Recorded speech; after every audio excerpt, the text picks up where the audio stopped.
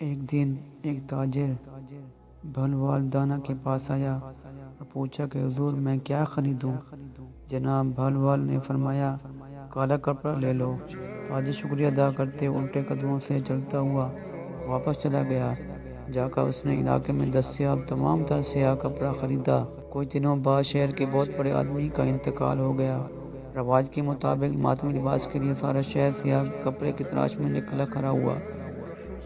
اب وہ سارا کپڑا اس تاجر کے پاس ذخیرہ تھا۔ اس نے منہ مانگے داموں فروخت کیا اور تاجر نے اتنا نفع کمایا جتنا ساری زندگی نہ کمایا تھا، اور اب بہت ہی امیر کبیر ہو گیا۔ کچھ عرصہ بعد وہی گھوڑے پر سوار سے گزر رہا تھا تو جناب بھلوال وہاں سے تشریف رکھتے ہوئے تھے۔ وہ وہیں گھوڑے پر بیٹھے بے ادبی سے بولا اوئے دیوانے، اب میں اس کی بار کیا لوں؟ بھلوال نے فرمایا تربوز لے لو۔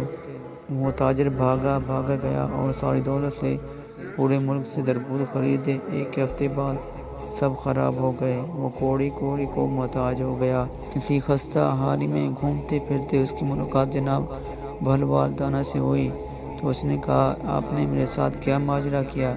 جناب بھلوال دانا نے فرمایا یہ میں نے نہیں بلکہ تیرے لہجے اور الفاظ نے سب آپ سے کیا ہے۔